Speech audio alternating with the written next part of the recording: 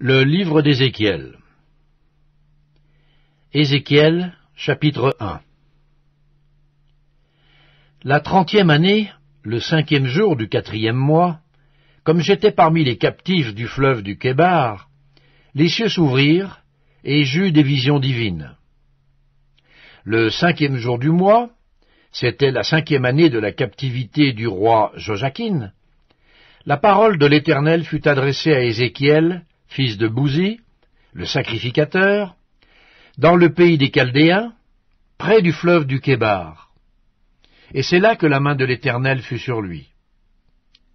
Je regardai, et voici, il vint du septentrion un vent impétueux, une grosse nuée, et une gerbe de feu qui répandait de tous côtés une lumière éclatante, au centre de laquelle brillait comme de l'airain poli, sortant du milieu du feu. Au centre encore apparaissaient 4 animaux, dont l'aspect avait une ressemblance humaine. Chacun d'eux avait 4 faces, et chacun avait 4 ailes. Leurs pieds étaient droits, et la plante de leurs pieds était comme celle du pied d'un veau, et ils étincelaient comme de l'airain poli.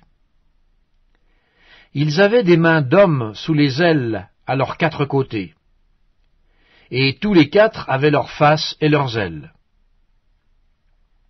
Leurs ailes étaient jointes l'une à l'autre.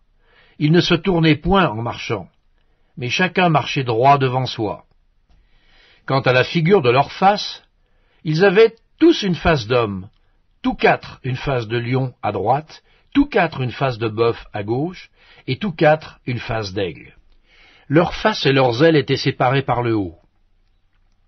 2 de leurs ailes étaient jointes l'une à l'autre, et 2 couvraient leur corps.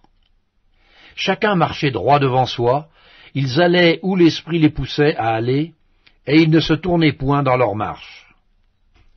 L'aspect de ces animaux ressemblait à des charbons de feu ardents. C'était comme l'aspect des flambeaux, et ce feu circulait entre les animaux. Il jetait une lumière éclatante, et il en sortait des éclairs. Et les animaux couraient et revenaient comme la foudre. Je regardais ces animaux, et voici, il y avait une roue sur la terre, près des animaux, devant leurs 4 faces. À leur aspect et à leur structure, ces roues semblaient être en chrysolite, et toutes les 4 avaient la même forme. Leur aspect et leur structure étaient tels que chaque roue paraissait être au milieu d'une autre roue. En cheminant, elles allaient de leurs 4 côtés, et elles ne se tournaient point dans leur marche. Elles avaient une circonférence et une hauteur effrayantes, et à leur circonférence, les 4 roues étaient remplies d'yeux tout autour. Quand les animaux marchaient, les roues cheminaient à côté d'eux.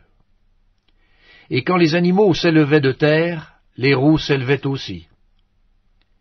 Ils allaient où l'esprit les poussait à aller, et les roues s'élevaient avec eux, car l'esprit des animaux était dans les roues. Quand ils marchaient, elles marchaient. Quand ils s'arrêtaient, elles s'arrêtaient.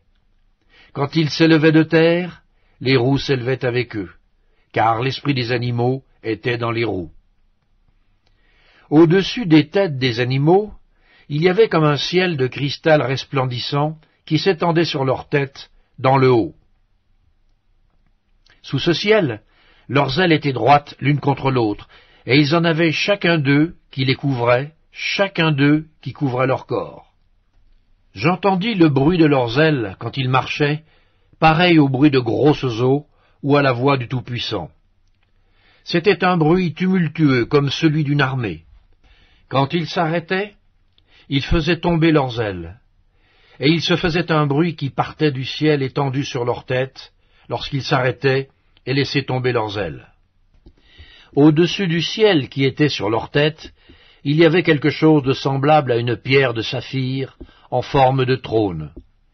Et sur cette forme de trône apparaissait comme une figure d'homme placée dessus en haut. Je vis encore comme de l'airain poli, comme du feu, au-dedans duquel était cet homme, et qui rayonnait tout autour. Depuis la forme de ses reins jusqu'en haut, et depuis la forme de ses reins jusqu'en bas, je vis comme du feu et comme une lumière éclatante dont il était environné.